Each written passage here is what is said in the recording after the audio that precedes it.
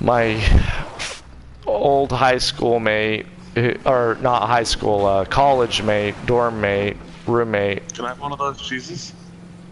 That would be awesome if I could have one of those cheeses too. Shoot. Anyway, today we've been talking about a lot of sort of existential stuff, and I just want to know, because Curtis is you're in your residency, right? Mm-hmm. Doing what? Radiology. And radiology, for the audience, could you describe what exactly that is? Like yes. Scanning X-rays?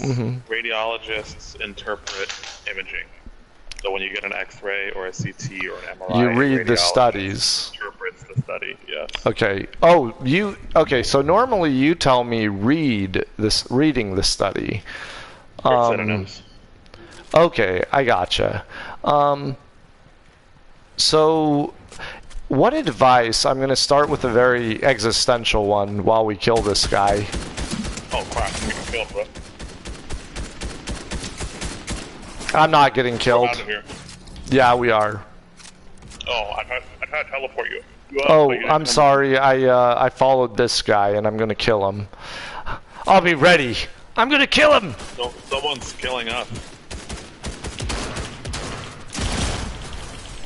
He's almost dead. If you can be here with me, he's almost dead. No, I'm getting across the map. Oh man. Was that your last one? Yeah, I think so. But I can finish the conversation. I can finish it, yeah, sure. So the question is, in your time, with your medical experience, or maybe even with your education, your training, stories you've heard, what are typically reactions of people who get diagnoses to potentially either life-altering or terminal type of disease or cancer or anything like that? It's very, it's highly variable. Is what I would say. How about for the people who have a hard time accepting it? I mean, I wouldn't say denial is unheard of. I've seen it before, where you have someone come in with a highly advanced breast cancer, for example. Right. Where it's like, there's no way you didn't know something was going on. Yeah. Like it's like sometimes the worst case you see, and they're like, "Oh, I know." There was a lady I heard of who had some sort of pain in her gut, and then next thing she knew, a hand reached out, like she was pregnant and didn't know it. And that sounds really like, just how did that happen? How did you not know? Does that happen often? I don't know about that one. I mean, that has happened before, but. Like, it's not just urban legends? No, it's not an urban legend. That's impressive, kinda. Like, I saw the lady who gave birth in just standing up in a viral Facebook video, and then it was also in the car. Just right there. Bam, did it like a boss. Like, and it's just like, how? Like, sometimes if you're overweight, you might not know you're pregnant because it doesn't look that different to you. Gotcha. You should know because you're not getting a period. People also have irregular periods. Right, and I should clarify really quick. When I was saying that, the viral videos I saw, they were just like, they knew they were pregnant, so they weren't surprised by that. Okay. But yeah, I mean, sometimes people are, for sure. Like just kind of blown away by the news, huh? Yeah, I mean, it's like shock. If they're not expecting it, yeah. It's shock, isn't it? Yeah, that's a fair word to say. I mean, how else? I mean, just think about it. If one day you think you're fine, and the next day you're told you have a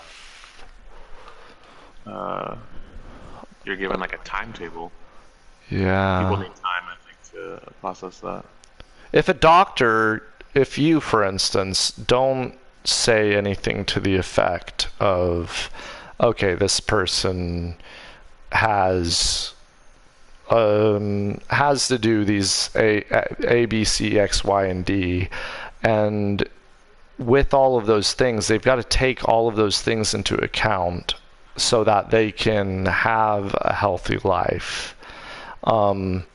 What do you think, if it's the patient themselves who seems to be downplaying it? Can you reword the question? Yeah, if someone downplays their... I'm sorry. The question originally was, do you think... okay, what would you say? What would you say to somebody if they were in a very serious, critical, not necessarily... Okay, let's just make a range. Life-altering, like very serious, like life-altering, like please follow my advice or X, Y, and Z will happen. No question. It's not ABC, but it is X, Y, Z. So you gotta kind of watch out. Or it might not even be XYZ, it might be LMNOP. It's like, what would you say to a person who is in the LMNOP phase and they do not think, they downplay it like it's a B, but it's actually on the scale, it's actually like a G or a J or a K, like JK. Yeah. I mean, usually I just stress the seriousness of it without trying to necessarily overplay it. Like, I don't say they're a Z if they're not. Okay. But I say, if I tell them pretty straight. I mean, I don't interact with patients to this degree anymore, so I don't have to do this. But when I was doing it, I would just say, when were you doing it? Like 2 years ago. And what was that for? What rotation were you on? Was it? That was when I was an intern. So that was, okay. I was a doctor in the hospital. Oh, okay. So a general practitioner. Yeah, okay. Pretty much. Okay, gotcha. When I was doing that, I would just be like, "Yeah, man, it's your choice. But if you don't do this, this, and this, there's a more than likely chance that you will end up with this." Yeah. And then I leave it at that. Well, if they're getting, well, I don't know. Informed consent. I tell them what the information, and I let them do with it what they will. Okay, I gotcha. So how about family members? What would you advise to family members in that stressful time, especially if they're dealing with shock? I'd probably say to give them a minute. Okay. Let the I'd give them air like clear. I don't know, a week or so. Okay. Let them think about it. Yeah. And But, I mean, that's what I would do, and then try to for the sake of authority purposes, I should have done this earlier. What is your medical title?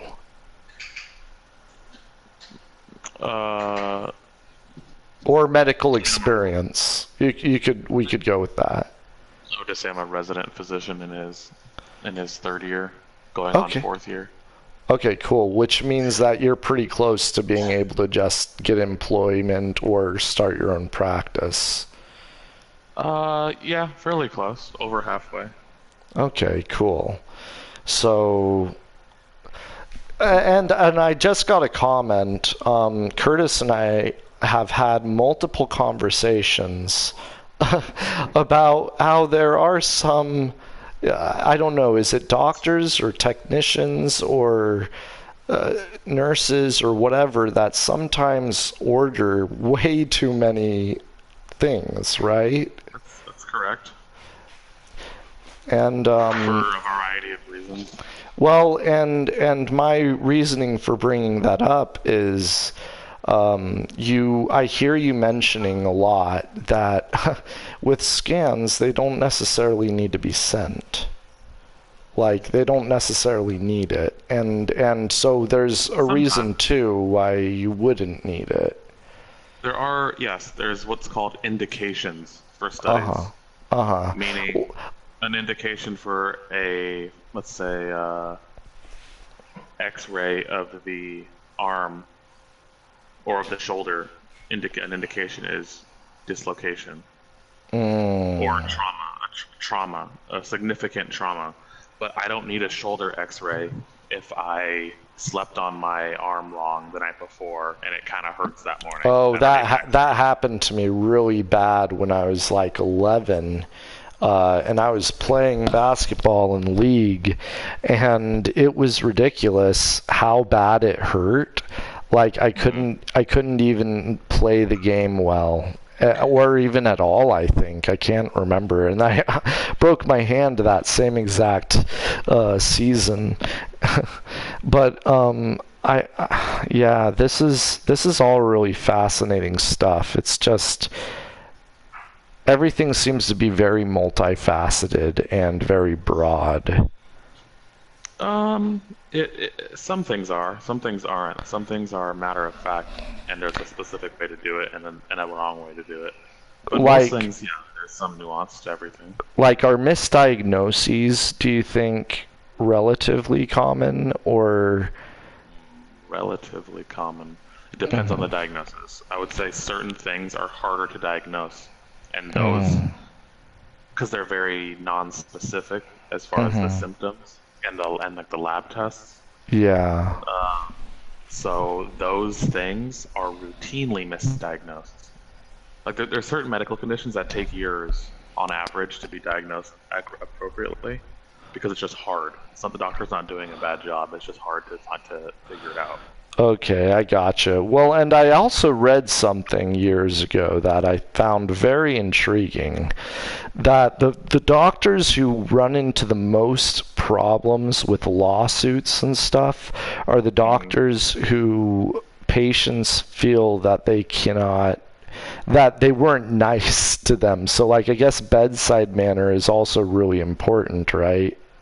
Yeah, that's true. As far as lawsuits are concerned, yeah.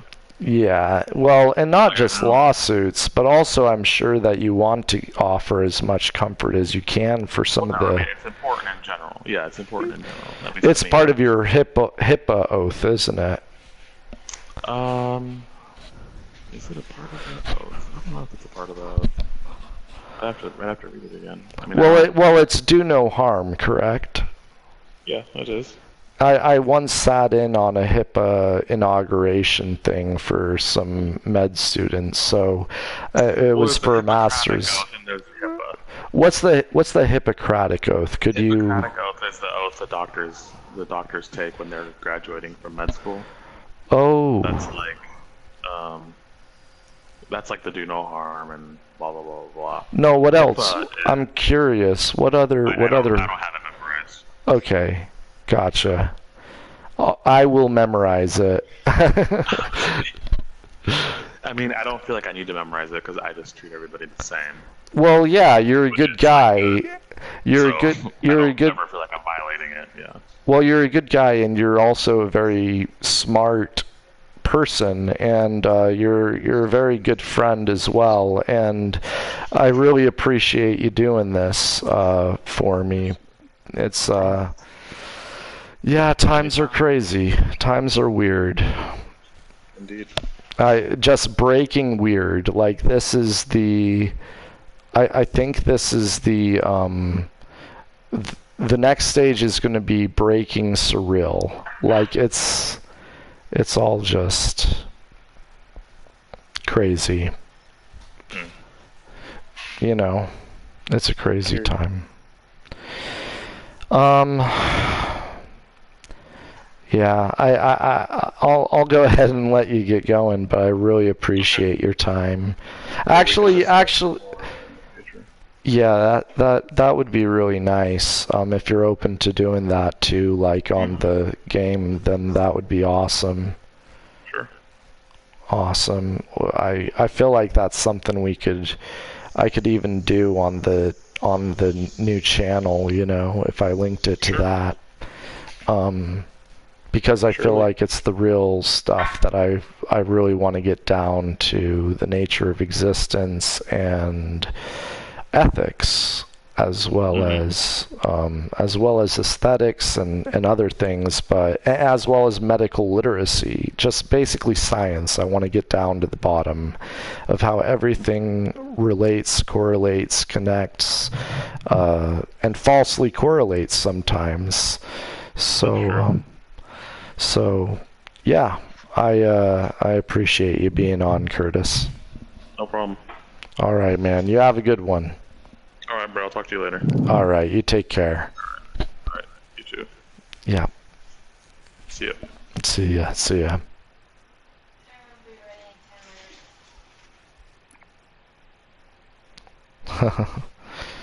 Well, there we have it. Still not quite found all the answers that are relevant. I don't know. Maybe I don't really need to right now. Maybe there are times that it's better just to let things play out. Maybe it's better to just let them play out sometimes.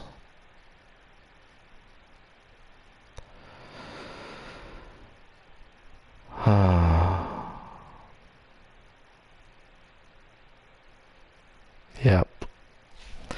Alright, well, I'm out. Take care, guys.